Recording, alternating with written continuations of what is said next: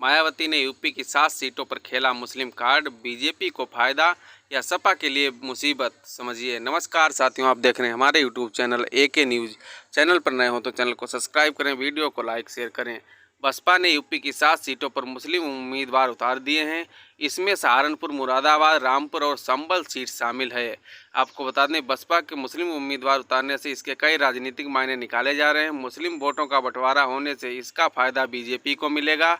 आपको बता दें कि बसपा ने जारी की उम्मीदवारों की पहली सूची। बसपा सुप्रीमो मायावती ने 16 उम्मीदवारों को टिकट दिया। लोकसभा चुनाव के लिए पहली लिस्ट में 7 मुस्लिम प्रत्याशी शामिल हैं। चुनाव की तारीखों का ऐलान होते ही लोकसभा चुनाव 2024 का बिगुल बज चुका है। बहुजन समाज पार्टी भी आगामी चुनाव को लेकर अपनी तैयारियों में जुट गई है। बसपा सुप्रीमो मायावती इस चुनाव में अकेला चलो की राह पर हैं। हालांकि आगामी लोकसभा का मुकाबला एनडीए और इंडिया गठबंधन के बीच माना जा रहा है। बसपा भी पूरे दमखम के साथ चुनाव के लिए डटी हुई है। इसी क्रम में बसपा ने यूपी की 16 सीट पर उम्मीदवारों की घोषणा कर दी है।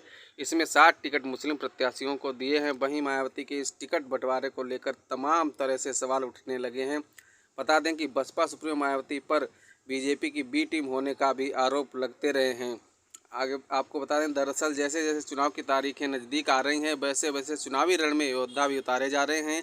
बीजेपी, सपा और कांग्रेस के बाद अब बहुजन समाज पार्टी ने भी उत्तर प्रदेश की 16 लोकसभा सीट पर उम्मीदवारों की घोषणा कर दी है।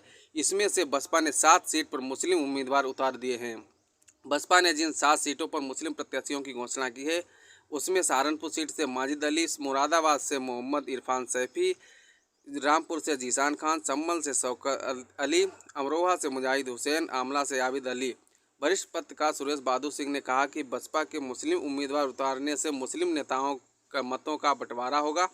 उन्होंने कहा कि मुसलमान इस बार इस कैंडिडेट को वोट करेगा जो बीजेपी को हराने की स्थिति में होगा। मुस्लिम सिर्फ इसलिए वोट नहीं करेगा कि आपने मुस्लिम प्रत्याशी उतार दिए हैं, इसलिए मुस्लिम बीजेपी को हराने वाले उम्मीदवार को ही वोट करने जा रहा है।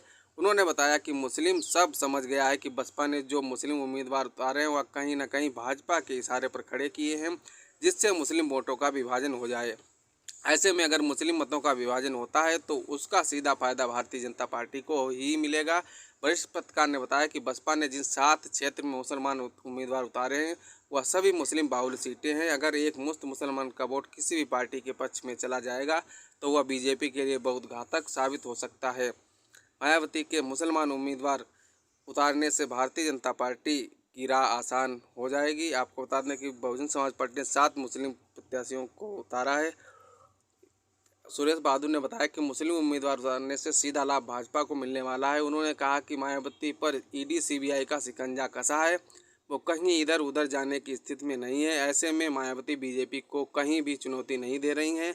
इसके साथ ही उन्होंने कहा कि जिस तरीके से मायावती सिम बंट रही हैं, उससे अगर मायावती पर आरोप लगाते हैं कि बसपा बीजेपी की बी टीम है तो ये कहीं से गलत नहीं है।